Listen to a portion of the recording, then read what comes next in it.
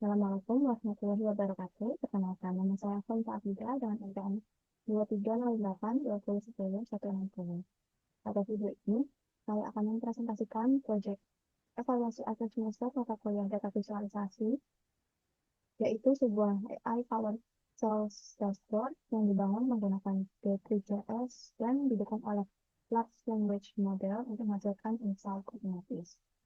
Dashboard ini sendiri menganalisis data penjualan Adventure Works dari tahun 2001 hingga 2004 yang mencakup 3 kategori produk, rights, aksesoris, serta clothing. Dashboard ini dibangun dengan konsep storytelling SCR, yaitu setup, conflict, dan resolution yang ditandai dengan 3 zona warna berbeda. Zona pertama, yaitu setup, menampilkan ringkasan kondisi bisnis saat ini melalui 6 KPI chart. Zona kedua, konflik, menyoroti anomali dan masalah yang terdeteksi otomatis oleh sistem. Dan resolution berisi insight dan rekomendasi yang dihasilkan oleh AI berdasarkan seluruh data.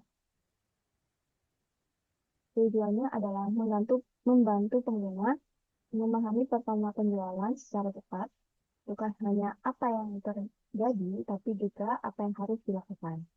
Di bagian atas, kita bisa melihat 6 KPI utama yang pertama oleh total sales 5,8 juta dolar dengan total profit 1,3 juta, yang artinya profit margin keseluruhan berada di angka 22,3%.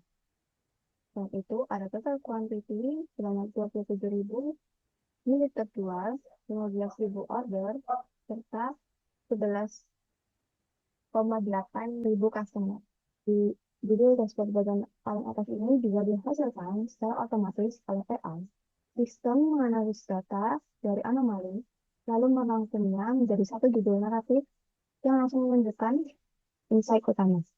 Salah satu fitur penting dari dashboard ini adalah filter interaktif di bagian atas yang bisa memfilter tahun, kategori, segmen, serta wilayah. Saat saya memilih misalnya bikes di kategori, secara real time, total KPI akan berubah. Kita coba nanti ke kategori lain, aksesoris. Di sini, semuanya akan berfokus ke kategori aksesoris. Dengan total sales-nya, profit margin, quantity, orders, dan customer-nya ikut berubah. Dari saya ulang.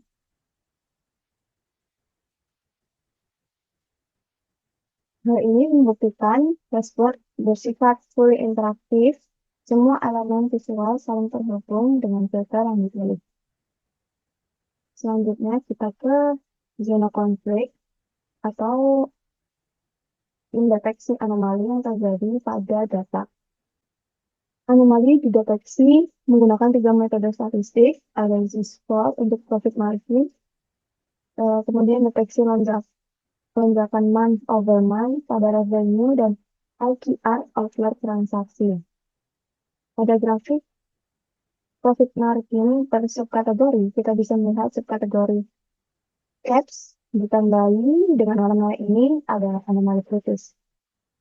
Marginnya berada di minus 2,3%, yang artinya kategori clothing ini justru merugi, padahal salesnya cukup tinggi, yaitu 51.000.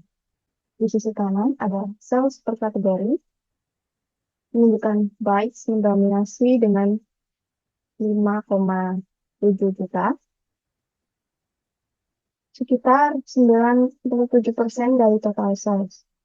Sementara grafik profit per teritori menunjukkan Australia sebagai wilayah paling profitable dengan profit 333.000, jauh di atas Southeast yang hanya 8.000 dolar. Kemudian di sini pada dashboard ini kita bisa berinteraksi dengan data anomali yang sudah terdeteksi untuk menjelaskan dengan narasi AI. Kita pencet Kemudian akan muncul penjelasan, yaitu Daily pendapatan turun 97,8% dari bulan sebelumnya. Kemudian ada action yang diberikan, periksa faktor-faktor yang menyebabkan penurunan ini dan ambil tindakan segera untuk mengatasi masalah. Kemudian ada anomali selanjutnya, pada tahun Agustus 2021, pendapatan meningkat 95,9 dibandingkan bulan sebelumnya. Kemudian untuk actionable-nya yang bisa dilakukan, periksa apakah peningkatan ini akibat faktor eksternal atau strategi bisnis yang efektif, dan pastikan untuk mengelola peningkatan ini dengan bijak. Seperti itu, dengan anomali lainnya. Selanjutnya ada analisis tren dan distribusi, berisi tren bulanan, perbandingan sales versus profit antar subkategori, dan distribusi sales per segmen pelanggan. Terlihat dari tren sales meningkat signifikan menjelang akhir periode, namun grafik yang putus-putus ini relatif stabil, menunjukkan bahwa pertumbuhan sales tidak selalu diiringi pertumbuhan profit yang seganding. Di bawah ada scatter plot. Kita bisa melihat hubungan antara sales dan profit per subkategori. Mountain bikes berada di posisi paling kanan atas, sales dan profit tertinggi, namun perhatian pada titik-titik kecil di kiri bawah seperti caps, tires,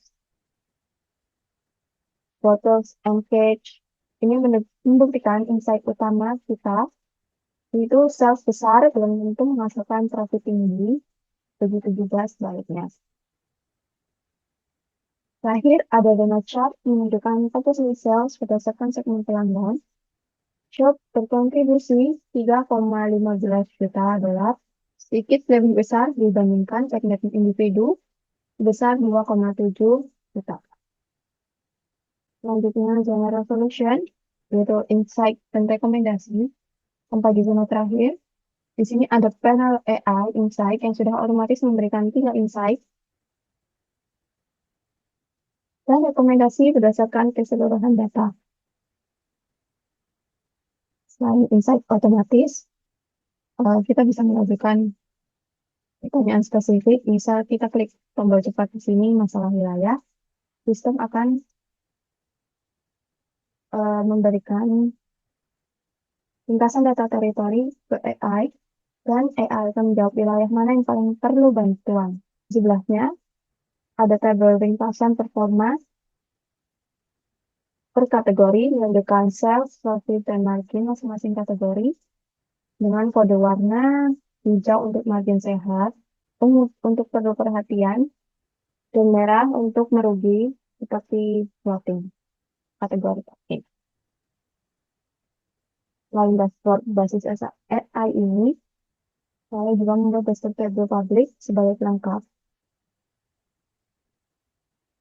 Ini mungkin tampilannya terpotong, tapi bisa kita apalagi dengan membuka button untuk buka di tabel publiknya.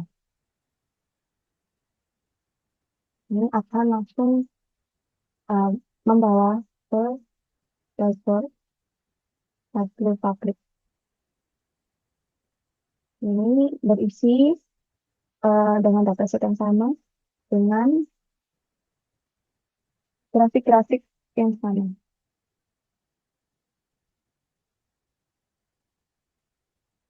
Seperti itu. Sebagai kesimpulan, dari analisis dashboard ini ditemukan 3 insight utama. Yang pertama, kategori bikes, khususnya mountain bikes, adalah penggerak utama profit, menyumbang lebih dari 60% dari total profit perusahaan.